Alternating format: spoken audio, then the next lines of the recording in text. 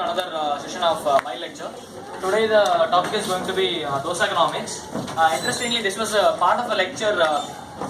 Delivered by Mr. Raghuram Rajan in the C.D. Deshmukh lecture on January 29th at the National Council of Applied Economic Research, New Delhi. So he talks initially about what are the lessons we can learn from Brazil. He is telling that Brazil was growing at the rate of 7.6% in 2010. But what happened is Brazil tried to grow fast. So what they tried to do is central bank reduced the interest rates and for the many, so people started taking a lot of loans. So because of that, what happened is the inflation touched double digits during the 2015.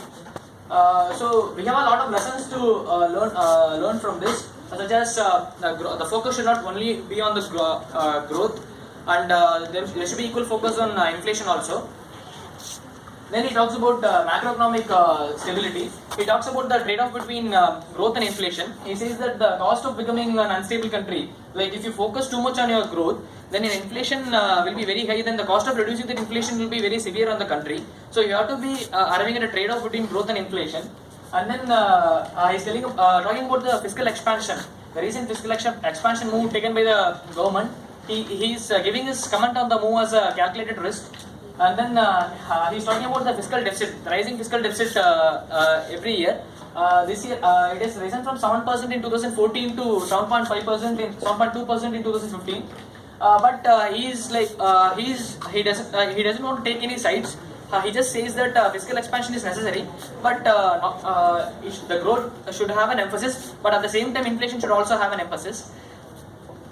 Then he starts talking about the main context of the lecture. It's about dosa economics. He talks that whenever the inflation is high, the interest rates, RBI takes a measure of increasing the interest rates. So the pensioners feel very happy when the interest rates are high because it will give them much more interest on their deposits. Whereas industrialists, if you see, it will be a loss for them. So whereas when the inflation is very low, consequently the interest rates are low, so the pensioners will not benefit much. But he counters this argument by saying that the pensioners will be getting more, like depending on the inflation, they will be profiting only if it is a low inflation and low interest rate. Then he goes on to explain this argument how. So he takes two situations. One is in which high inflation is there and high interest rates is there. The second situation in which low inflation and low interest rate. So he talks about dosa economics mainly to describe the purchasing power. So we are talking about the first situation in which dosa is priced at rupees 50. This is the normal situation, and you are a pensioner and you are having a savings of rupees 1 lakh in your account. So you can buy 2000 dosas. So this represents your purchasing power. Suppose there is an inflation, this leads to price rise. The inflation is very high and the inflation is around 10%. So the price of dosa becomes rupees 55. So with the same savings of rupees 1 lakh, he can buy only 1818 dosas. So in order to buy the remaining 182 dosas, he needs to have an interest of rupees 10,010. So the interest for his savings in the bank should be at least 10.01%, so that he can buy the remaining dosas he needs to buy. So what is the takeaway from this particular thing is the real interest rate on savings should be greater than the rate of inflation, otherwise it will be a loss. So he talks about the next case where the inflation, the recent scenario in which the inflation is low and the interest rates are subsequently low. So the inflation is only 5.5%. We had our base price as rupees 50. So now if the inflation is 5.5%, the price of dosa will be around 52.75.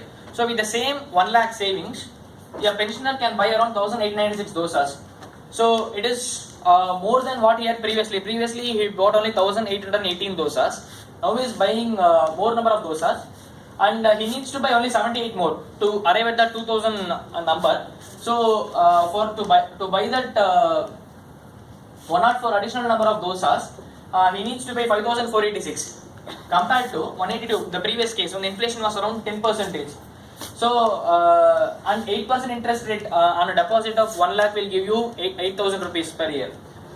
So however, if you see, when the inflation rate is low and the interest rates are also low compared to the other scenario, he is having a profit with lower interest rate and lower inflation rate of around 2,514.